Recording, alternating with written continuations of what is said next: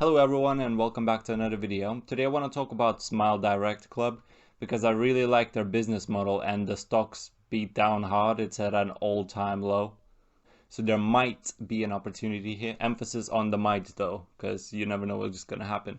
Anyway, in this video I'm going to cover the fundamentals. We'll do some technical analysis and then we'll look at the short interest because it's quite high. So I'm just going to go over my thoughts on the potential for a short squeeze. Let's have a look at the fundamentals first and then we'll go into the TA and the short interest bits.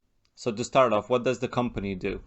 Smile Direct Club manufactures and sells clear aligners for your teeth. So if you've got crooked teeth, you can get clear aligners to straighten them out, for those of you that don't know. And then they also sell some other dental stuff, but the main business is in the clear aligners bit. You might think, but you can get braces or go for Invisalign, so why go with SDC? Well, first of all, braces, most people don't like the way they look. And then Invisalign is just super expensive. See, SDC offers their aligners at a 60% pretty much discount, so they're way cheaper. The reason they're so much cheaper is because you don't actually have to go see a doctor yourself, and you can actually get it all done online without having to see one, which is actually really positive because ain't nobody got time to see a doctor nowadays, do they? Anyway, as a customer, you go on their website, you sign up. Basically, you order a kit. They send you this kit. They ask you to take some photos of your mouth.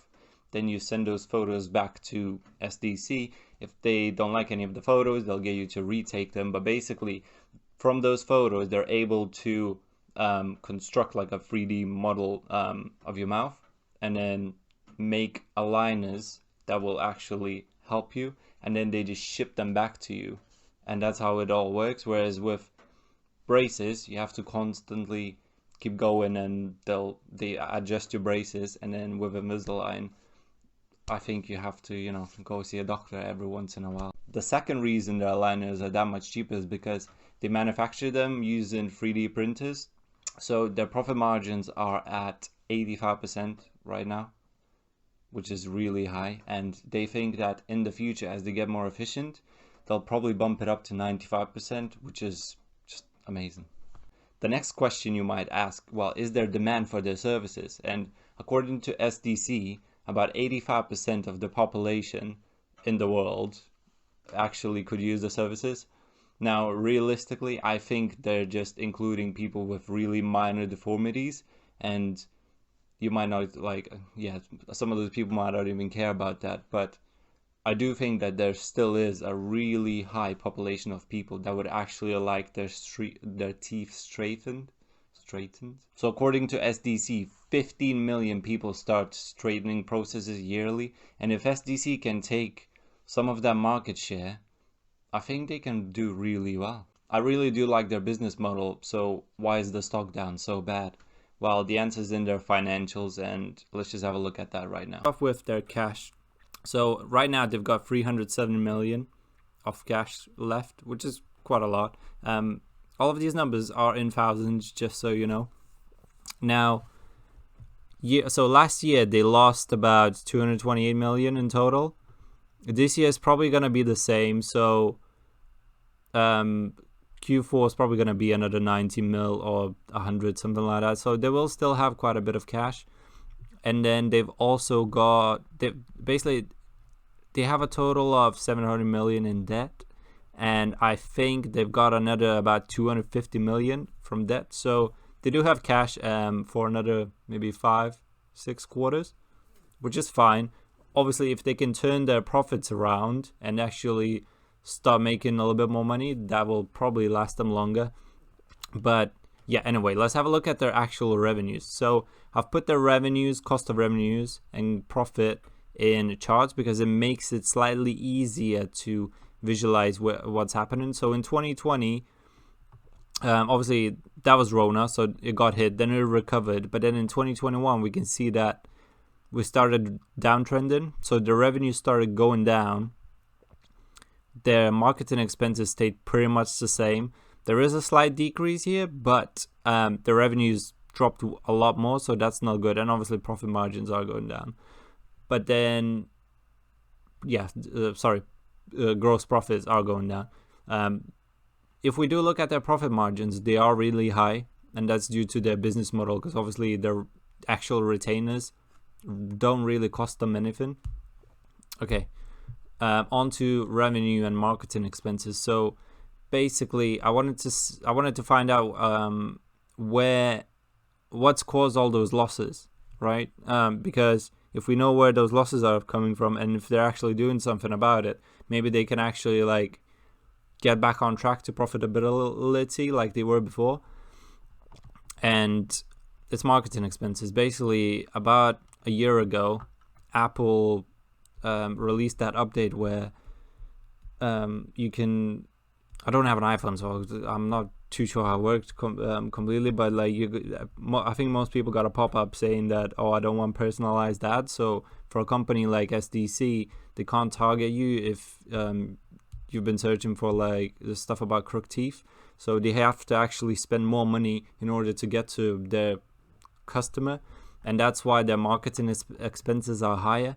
If we look at 2020, you couldn't really feel that. So the marketing expenses were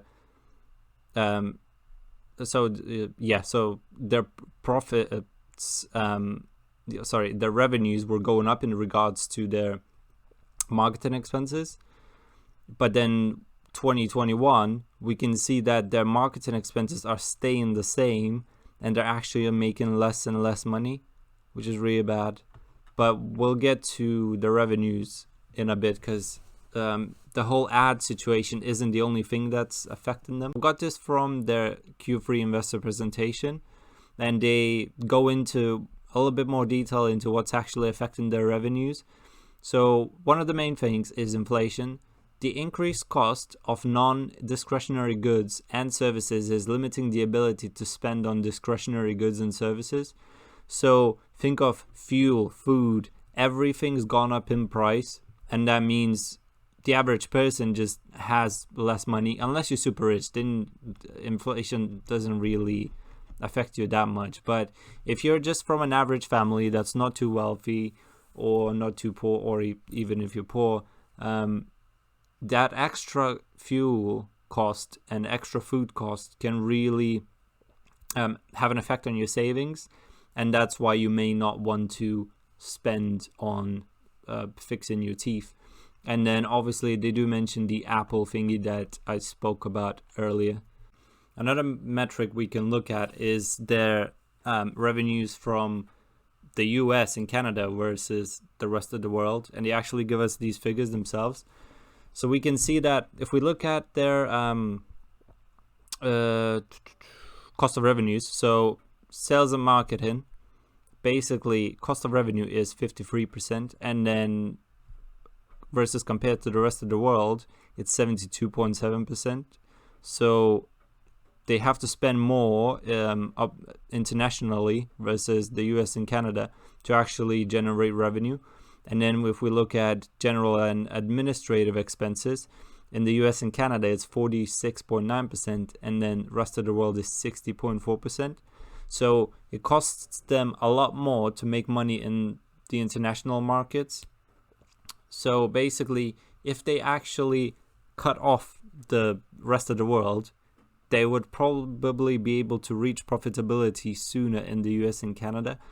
But on the other hand, the rest of the world is where the big opportunity is. So I don't think they'll do that, but they have actually just released a piece.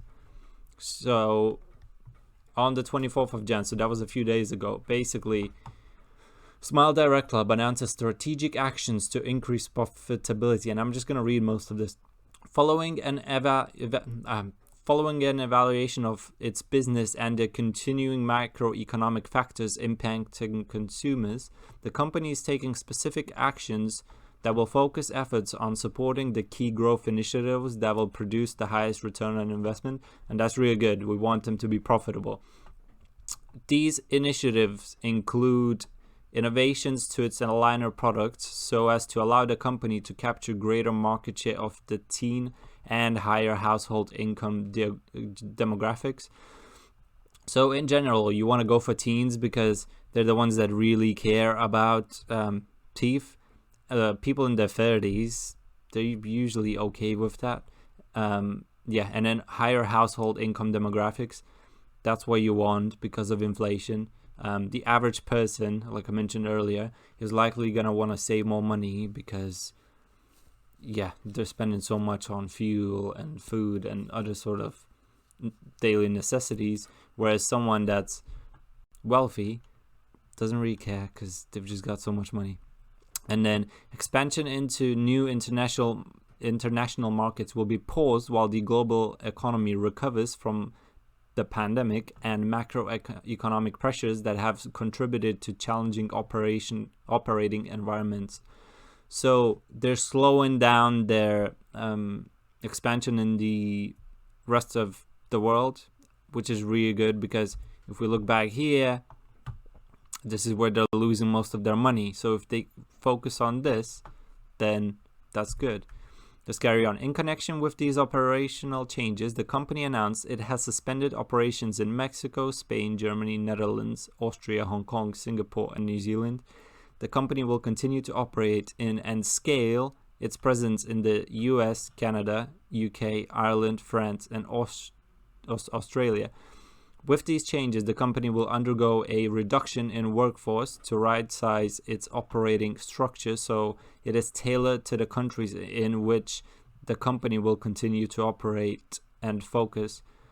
Yeah, so basically, in all of those countries, they're completely shutting off the operations, and I think the reason they're gonna continue with the US, Canada, UK, Ireland, France, and Australia is because they're probably looking at data, and these are probably still somewhat profitable. At least the outlook's that way. So if we look here as well, the company estimates year-over-year cost and capital savings associated with these actions to be approximately 120 million in 2022. So that's really good. If we go back to just here, if we look at their net income loss, so last year was 228 million. That's how much they lost. This year is going to be 300 something, right? And then let's say in 2022, let's say the revenues remain around 150 to 200k. They'll still probably hit that 600k year end. But then if they can actually reduce their net income, let's say this year is 350 million, and they reduce it to minus 220 million or something like that. That's actually year over year. That's actually going to look really good. So over time, they're more likely to become profitable. Okay, let's have a look at the chart now. We can clearly see that we're in a downtrend. Hit the top, hit the bottom, hit the top, hit the bottom, hit the top, and now we're just sort of channeling down. We need to break out of this downtrend, because if we don't, we'll probably just keep going down. Now, we have found some form of support at $2. Every time it's gone below, buyers seem to be coming in, so that's good. That's what we should be watching. And I think, yeah, if it breaks that $2 support, who knows how low it's going to go. It might actually hit that lower channel, but that's probably going to be under $1. Obviously, we'll see what happens. Now, as for resistance, we're going to have this 50 MA. We need to get over it and stay over it. Sometimes stocks will sort of pierce over it and then come back down like it happened here. But it would be good to get over it. And then obviously our next resistance is going to be those lows over here. And then that top over here. So there's a big gap in the chart. And that's going to be resistance. And you could say that this bit is going to be resistance as well, but I think that 200 MA is probably going to channel down lower by the time it gets there, if we do bounce it here. Obviously, we'll see what happens. And then we've also got the 50 moving average on the weekly. This one's going to keep going down as well, so it will act as resistance. Yeah, the chart just needs time. If we can just go sideways, we'll break out of this channel. This 50 is going to move lower. So it's going to be easier to stay above it, and then this 200 is going to come down as well, and if the stock can get over it, it could potentially rally, but it's probably going to need some good news to do so. One more thing that's quite promising is short interest. So this website's saying that it's about 30% short, and this website's saying it's about 31% short, and then I think Ortex said it's about 32% short, but all this short data lags about, it does lag. So because it rallied up by about 15%, okay, that day was 24%, and then that day was 11%. A lot of those shorts could have covered, and there's no way for us to know because short interest data just lags. In conclusion, there is potential for a short squeeze, but we just don't know if it's going to set up. I will be watching this stock. I want to see it get over this 50. So if it gets, let's say in trading hours and not pre-market, let's say it gets over the 50, I'm probably going to long it and then see what happens and just use it as a stop out area. If I see it going below, I'll just stop out and then maybe start taking profits into these resistances. Obviously, I'll see how it trades. And then if let's say we go down to this $2 area, I'll probably enter there and then see if we pierce below, I'll stop out, or if we bounce. Well, yeah, that's my trading plan. So to sort of conclude this, I'm not going to be investing in it right now. There's just too much risk because their financials are really bad. Obviously, what happens with these really beat down stocks, if some really good news come out, like let's say that news article that said, okay, we'll focus on profitability, the company shot up by 25%, and let's say we get earnings that are actually good or profitable or whatever, a lot of people will probably jump in back into the stock. So what I'm going to be doing is I'll be looking out for their earnings and press releases. However, I will be looking to trade it. So if it hits specific levels, I'll just jump in, and then if we close quite above that level, I probably won't take profits, and then because even if it gaps down, I probably won't lose much. I can just get out in the morning. So I'm gonna be looking for trades, and then obviously if it starts coming back up and if I'm still holding it, then great. But yeah, I'm just gonna wait and see what their earnings say, pretty much. Anyway, if you liked the video, hit that like button, subscribe if you want to see more videos like this. Leave me a comment. Do you own any stock? Are you thinking of buying? Yeah, that's I think that's pretty much it. Yeah, have a good day. Bye.